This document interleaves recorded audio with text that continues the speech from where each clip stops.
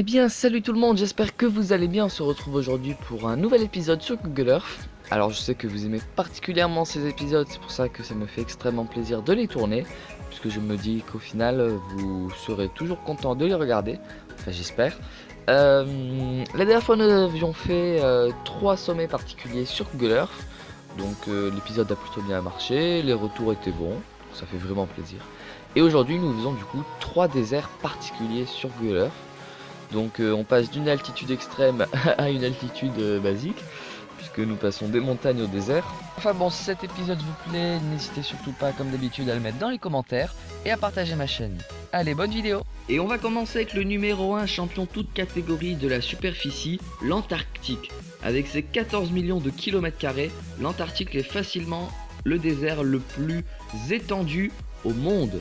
Alors il n'y a personne qui habite dessus de façon définitive, ce ne sont que des passages de scientifiques de façon éphémère, mais on compte à peu près 1500 habitants par an, voilà. Donc c'est quand même pas mal, sachant que les conditions sont vraiment très extrêmes sur l'Antarctique et qu'en général les bases scientifiques sont situées plutôt vers ici, donc au sud de l'Argentine et du Chili, voilà. Donc c'est surtout ici.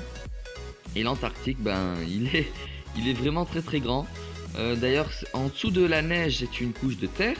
Donc il y a des animaux ainsi que des végétaux qui vivent sous certaines couches de neige, par exemple près des côtes où là ça se réchauffe.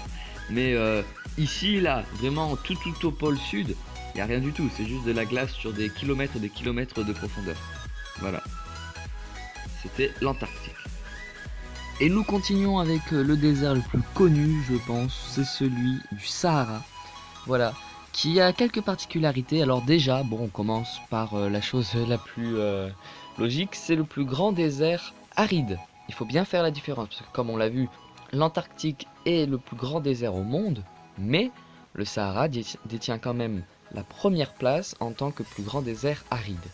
Bien que pourtant seulement 20% de sa surface ne soit recouverte de sable, alors que dans l'imaginaire collectif quand on pense au Sahara on pense au sable, mais non, il y a des montagnes, sachant que la plus haute montagne culmine à plus de 3400 mètres, donc c'est quand même assez impressionnant.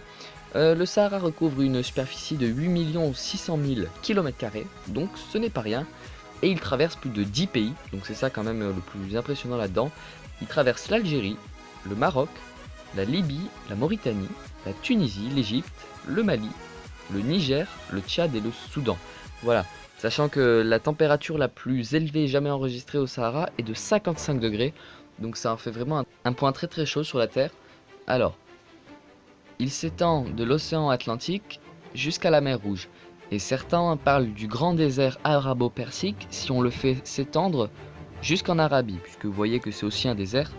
Donc on pourrait faire un très grand désert, et si on regarde bien, un peu en forme de croissant de lune. Ça pourrait plaire aux musulmans ça du coup, mais voilà.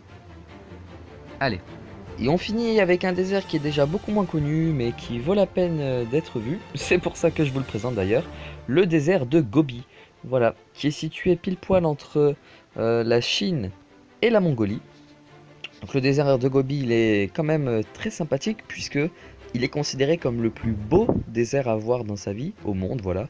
Donc il faut le voir apparemment. C'était aussi un grand désert où il y a les steppes, donc les fameuses steppes mongoles. Vous pouvez aussi trouver plusieurs formations très jolies, je vous mettrai des images pour appuyer mes propos. Et aussi il a un grand attrait historique puisque ce désert faisait partie de la route de la soie. Donc c'est quand même très important de le souligner, sachant que la route de la soie, c'était quand même quelque chose de très important. Voilà, donc c'était le désert de Gobi. Et pour finir cet épisode, une nouvelle fois pour le côté patriotique, Cocorico, nous nous retrouverons devant la dune du Pilat, donc franchement ça n'a rien à voir avec le désert du Sahara par exemple. Mais bon, mais c'est important de savoir quand même qu'une toute petite partie du sable qui la constitue provient du Sahara. Donc voilà, c'est amusant, qui a été transporté par la mer et par le vent. En tout cas, j'espère que vous aurez apprécié cet épisode. Je sais que d'habitude, les vidéos sur Google Earth vous plaisent particulièrement. Donc j'espère que celle-ci ne dérogera pas à la règle. Et sur ce, je vous dis salut!